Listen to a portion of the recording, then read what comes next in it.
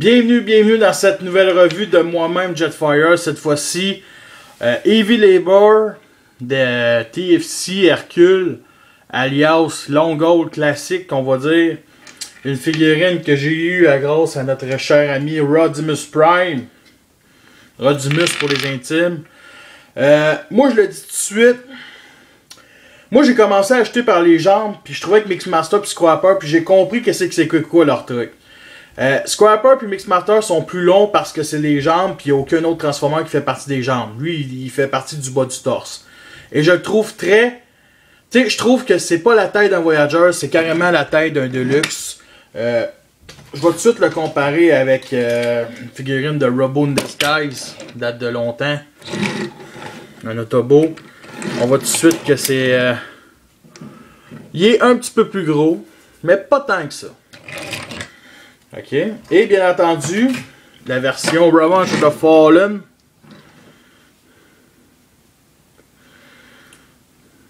Voyager, qui est quand même très réussi, qui est carrément les deux, c'est carrément les deux mêmes véhicules. Plus réaliste, c'est bien lui. Lui, c'est version classique. Mais bon. Je vais commencer tout de suite avec les petits les défauts. Le défaut de ce jouet-là, c'est carrément le fait qu'on... Ici, ça paraît. Les connexions aux jambes. Il n'y a aucun endroit pour cacher ça. Je trouve ça dommage. Vraiment. Ils auraient dû trouver moyen pour les cacher. Mais bon, c'est ça qui est ça. Côté roulement, quand même très bel roulement. On voit les mains ici, qui sont pas capables de vraiment... Ils n'ont pas réussi à les cacher. Un autre point négatif. Et ces pièces-là ici qui fait que c'est, on peut pas... je veux dire, ça empêche le fait que ça soit plus réaliste comme dans la vraie vie. Qui peut transporter de l'ématière, de l'énergon, tout ça. Une chance que je l'ai acheté... comment je pourrais dire? Je dirais pas que c'est la pièce la plus faible. Mais je dirais que pour l'instant, c'est une des qui me déçoit le plus. Ok. La transformation du camion en mode robot, elle est très simple. Vraiment, c'est du classique, c'est du G1. Tout ce qui est tout. Mais bon, à part ça, tous les détails, j'ai les collants, bien entendu, les collants de Rubber Label. Ici, le signe jaune, celui-ci décolle. Tout le long. J'aime bien les détails. Les collants ici. Pour le pare-choc. Et des collants ici qui avaient l'air bien compliqué à faire. Pour le mode robot. Un petit détail comme ça. Et ça, je trouve ça bizarre. Je pense pas que... Ici, le phare, il est parti. Ok. Je pense pas que c'est notre ami Rodimus qui l'a enlevé. À moins qu'il ait fait de même, mais c'est un peu dommage ici. Mais bon, pas plus grave que ça. Beaucoup de détails à la cabine ici. Ici, ben du monde pense c'est quoi cette pièce-là. C'est pour connecter après le torse. C'est quand même une bonne idée. Mais bon, c'est un peu dommage par contre. Parce que, à part ça, une couleur quand même verte, mauve, violet, noir. Vu d'en dessous, ça c'est les jambes. Quand même des belles petites pièces chromées ici. Quand même intéressant. Ouais, à peu près ça, du grillage noir, la peinture, tout ça. Très intéressant. Du chrome sur les roues. Ouais, quand même un petit truc intéressant. Pas trop gros, mais intéressant. On va commencer la transformation. Puis elle est extrêmement simple. On va commencer par les jambes comme d'habitude. On va remettre ça là. Bon, on déclipe ça ici. Vous voyez ici, ça se décolle. Ça se déconnecte. C'est quand même du ratchet joint, ok? Fait que on le prend comme ça. Ça c'est pour mettre en mode véhicule, c'est vrai. Les pieds, c'est bien simple. Cette pièce-là, on la prend. Et il faut que ce soit à l'endroit quand vous la prenez. Et on la sort comme ça. Ici, comme ça. Et on la twist. Même chose de l'autre bord. On la twist. Comme ça. Ça, c'est le bas du torse pour le gros robot. On n'est pas encore rendu là. Ici, les pieds, on les sort. Collant ici, détail.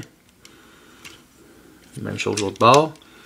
Bon, déjà rendu bon. Là, cette partie-là, on la rabaisse, tout simplement.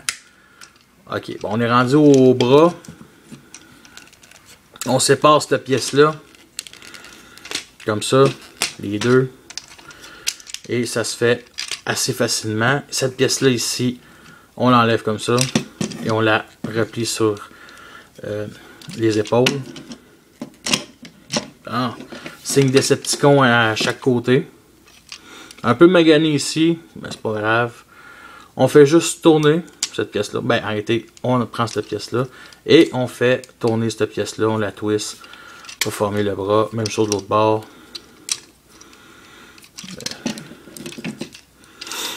Ça se clipse bien, comme ça. Bon.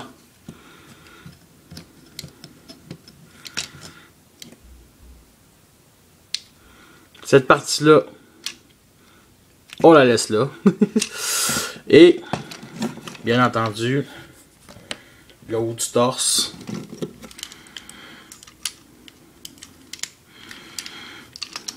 Bon, voyons. Bon.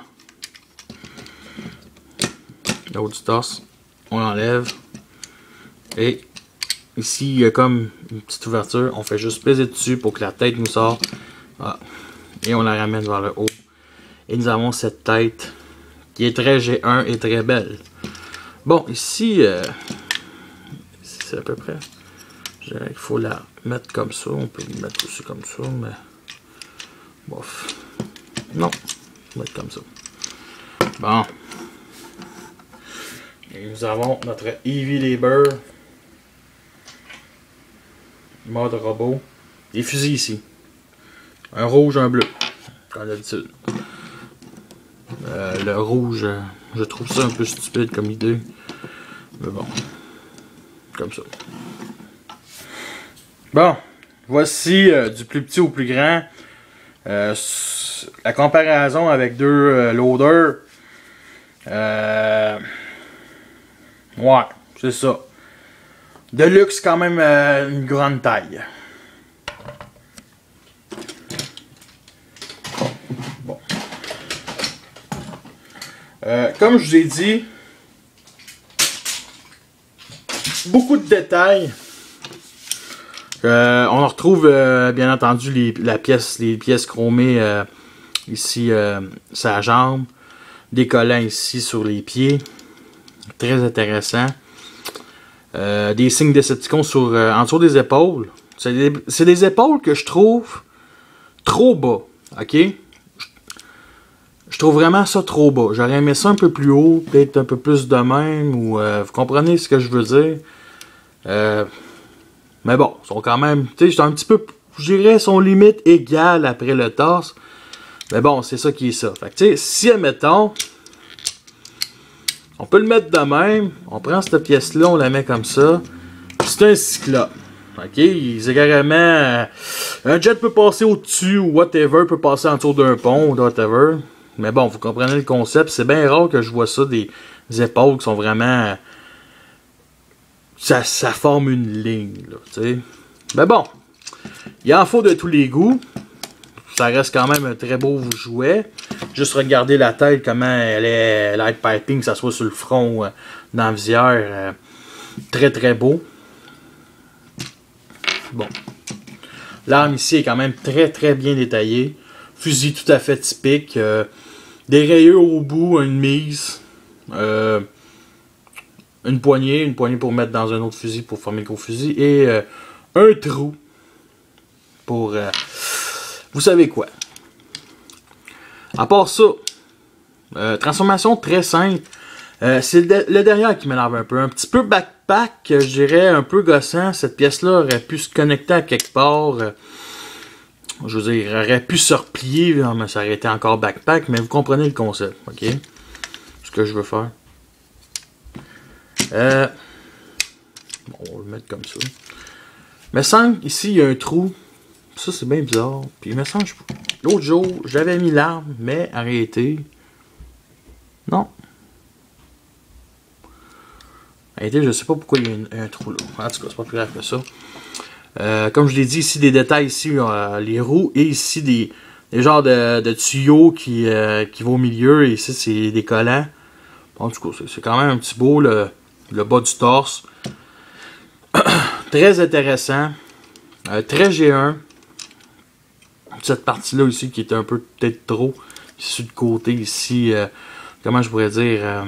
Je veux dire, c'est pas catastrophique ces pièces-là, mais ça aurait pu comme virer de bord, puis ça aurait pu être derrière, puis ça aurait pu être en dessous, vous comprenez. Mais bon. Des trous en dessous. Je sais pas ce qui se passe, ça lui fait mieux à lui.